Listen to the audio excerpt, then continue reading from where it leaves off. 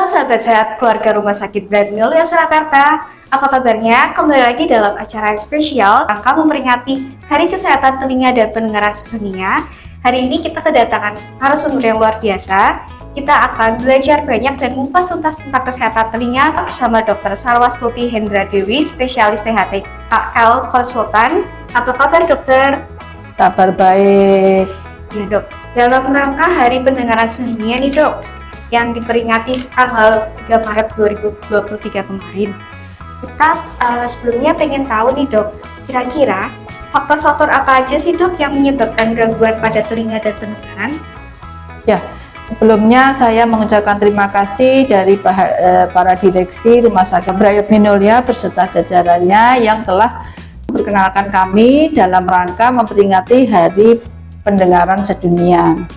Memang pendengaran itu adalah suatu hal yang penting karena itu adalah salah satu panca indera. Nah, tadi disampaikan faktor-faktor apa yang menyebabkan gangguan pendengaran. Yang pertama adalah fisiologis karena faktor usia, dimana usia makin tua otomatis pendengarannya akan makin berkurang. Kemudian penyakit itu penting sekali, yaitu yang sering terjadi itu apabila sering terjadi gangguan batuk pilek.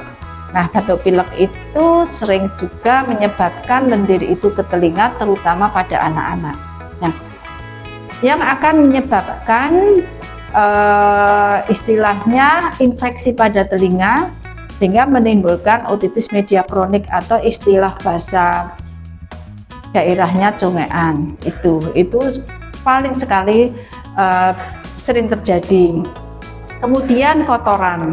Nah, dalam hal itu penting sekali untuk kebersihan telinga, dalam arti tanda kutip bukan bersih 100% bersih, tetapi bagaimana cara membersihkan kotoran telinga ini.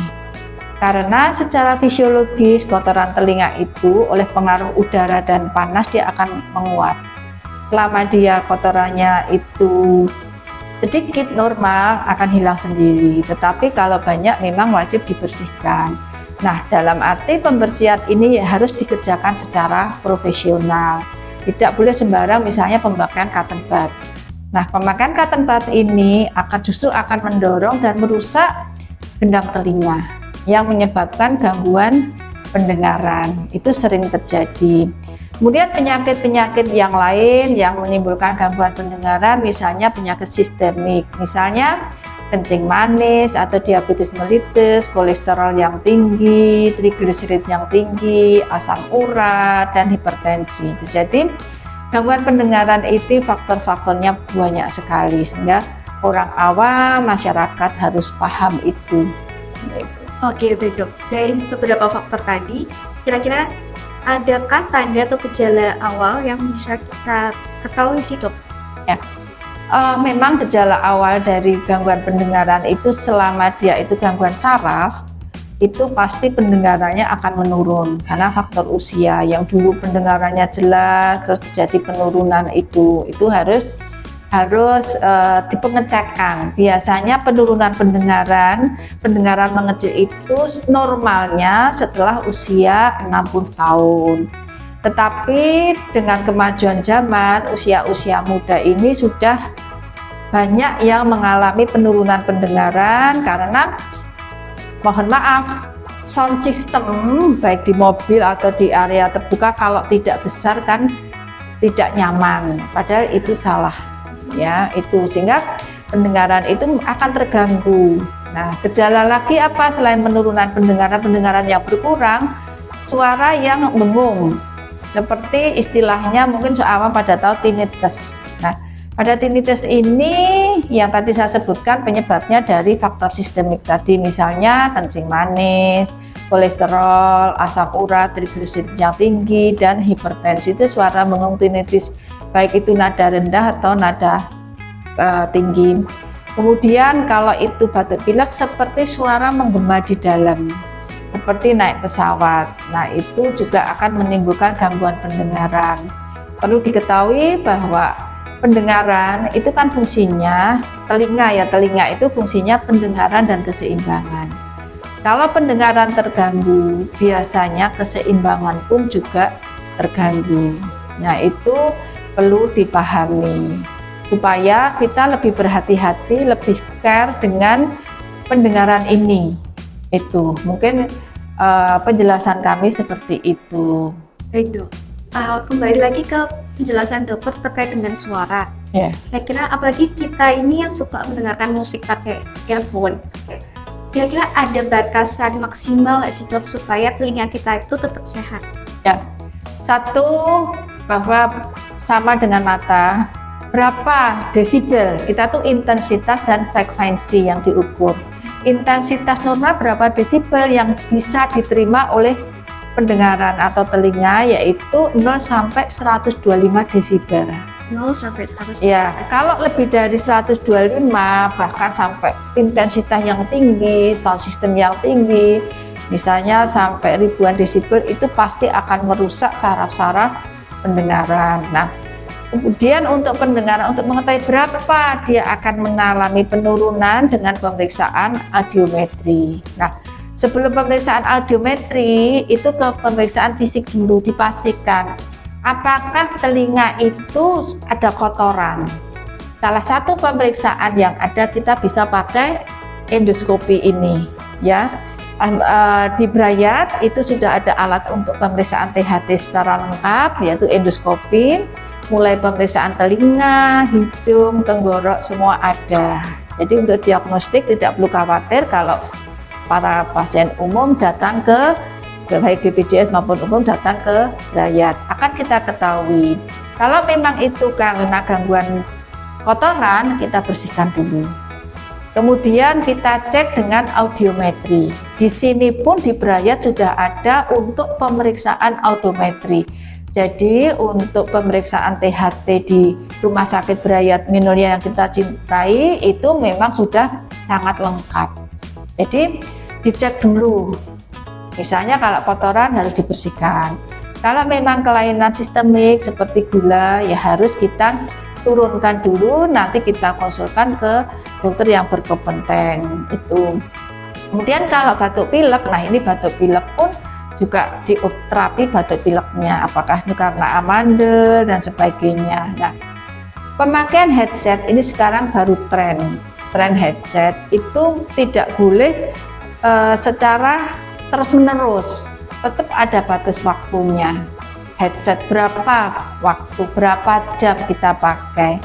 Ya apalagi dulu zaman pandemi kan kita pakai Zoom, rata-rata pakai headset itu. Nah itu banyak sekali yang mengalami gangguan pendengaran. Memang mata biasanya mohon maaf, konsentrasi itu pasti di mata.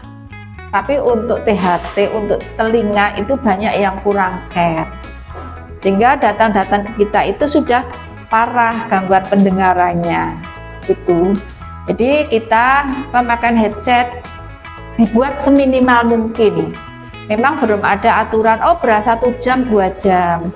Atau mungkin 4 jam tidak. Kalau kita seminimal mungkin. Tidak boleh tidur, kadang tidur pengantar tidur pakai headset, itu tidak boleh, pasti akan merusak rambut-rambut telinga, karena secara anatomi di telinga itu seperti ada rambut, berapa ribu, ratus ribu, juta ribu rambut itu, putus satu pun pasti akan terganggu itu. Oke, berarti tipsnya dari dokter tetap disesuaikan ya dok? Disesuaikan ya, dengan terus kan bagaimanapun tuh organ itu pasti ada kecapean. Sehingga idealnya berapa ya, kalau kita seminimal kan ya 1 jam lah, nggak boleh terlalu lama ya. Memang belum ada penelitian berapa jam patokan, itu belum ada. Seperti pemakaian sound system yang berlebihan ya, kita hindari yang jangan terlalu dekat itu. Kita lebih baik mencegah daripada mengobati, karena telinga itu kalau sudah kena tinnitus atau itu sulit sekali. Kembali ke situ dok, berarti kalau misalnya nih apa yang terjadi sih dok kalau kita nggak menjaga kesehatan telinga atau pendengaran kita? Ya pastilah akan terjadi gangguan pendengaran ya, risikonya infeksi. Kalau memang itu korek-korek telinga pakai cotton bud itu mohon maaf, selama ini itu ada konotasi dibersihkan itu, maaf saya bukan ya pakai alat-alat yang sekarang sedang tren. di online yang pakai sebut itu hati-hati sekali, karena telinga tidak mendengar belum tentu itu kotor. Bisa juga karena batuk pilek. Bisa juga, mohon maaf, telinga terjadi tinnitus itu bisa juga merupakan tanda awal suatu keganasan. Salah satunya adalah CA nasofaring. Jadi kalau memang terjadi gangguan mau membersihkan, silahkan untuk ke profesional, ke dokter profesional. Jangan dibersihkan sendiri. Nah, kalau itu normal, tidak usah dibersihkan, tidak usah periksa, 1 tahun sekali aja itu sudah cukup. Kalau dia normal, karena pengaruh udara panas dia akan menguap. Tetapi kalau cotton bud itu justru terdorong masuk. Itu. Kemudian yang ditarik keluar pakai alat itu otomatis akan, kalau itu bersih, gendang telinga akan ketarik. Nah, gendang telinga akan berlubang. Itu sering sekali kita mendapatkan kasus-kasus seperti itu. Kemudian perawatan lagi selain itu, ear candle pun juga harus hati-hati. Itu menimbulkan luka yang cukup serius. Tidak boleh sembarang tetes, karena tidak semua penyakit itu telinga itu harus ditetes. Dan yang penting lagi, jaga kebersihan telinga, jangan sampai kemasukan air. Dulu itu, sekarang pun masih ada, kalau kemasukan air dimasuki air lagi, itu ada hal yang salah. Kalau memang kemasukan air itu pakai tisu dibeli untuk narik. Kalau kesulitan ya bagaimanapun dibawa ke dokter. Karena kalau kemasukan air akan menyebabkan jamur. Lah, perawatan jamur ini juga sama, sangat sulit. Saya mendapatkan kasus 3 bulan sampai baru nyaman itu. Jadi penting sekali jaga telinga, pendengaran, kebersihan telinga dan sebagainya. Minimal bisa lah sekali-sekali. Kalau itu sebatas masih normal, itu kan keringatnya telinga. Kalau memang banyak, ya itu 4-5 bulan sekali. Atau 5 bulan sekali. Ya. Dan salah satunya bisa memakai alat ini alat yang ada di Brayat Minoya, alatnya lengkap dan sebagainya, bisa untuk mendiagnosis, dan cara pemakaian, cara pemeriksaannya pun simple, tidak perlu persiapan yang harus puasa dan sebagainya. Ini adalah endoskopinya di bidang THT. Karena ada persepsi ya endoskopi seperti penyakit dalam, itu tidak. Ada persiapan khusus? Ya, tidak. Ya, bisa langsung datang, langsung diperiksa ya. Oke, Dok. Untuk pertanyaan terakhir nih, Dok. Kita kan dalam rangka Hari Pendengaran Sedunia, temanya kan Ear and Hearing Care for All. Let's make it reality. Kira-kira nih, Dok, ada pesan yang ingin dokter sampaikan ke sahabat sehat rumah sakit Brayat Minoya kah, Dok? Ya, itu mohon maaf kami menyampaikan untuk telinga, hidung, tenggorok itu adalah sebetulnya kasus yang sering. Tetapi banyak yang terlupakan, seperti batuk pilek. Batuk pilek itu biasanya kesannya batuk pilek biasa, padahal hanya satu sakit batuk pilek itu sebetulnya merupakan tanda-tanda dari ribuan penyakit. Saya sering sekali menyampaikan ada 1001 penyakit yang gejalanya batuk pilek, itu contoh. Kemudian yang perlu diperhatikan juga kebersihan yang tadi saya sampaikan, kebersihan telinga, jaga telinga, jangan sampai telinga ini akan mengalami gangguan, karena kalau terjadi penurunan pendengaran, mohon maaf, biasanya pakai alat bantu dengar itu malu. Beda kalau pakai kacamata, ya pakai kacamata pasti akan senang, tapi kalau pakai alat bantu dengar pun itu juga malu, sampai sekarang pun malu ya. Sehingga monggo kalau memang ada gangguan pendengaran sekecil apapun, segera dilakukan pemeriksaan, jangan sampai datang ke kita, ke dokter sudah dalam keadaan terlambat. Ya, itu. Baik, Dokter. Oke, sahabat sehat Rumah Sakit Bright Memorial. Demikian perbincangan kita dengan Dr. Sarwas Diri spesialis di HTKL Konsultan. Kita bertemu lagi di video berikutnya. Tetap sehat dan sampai jumpa.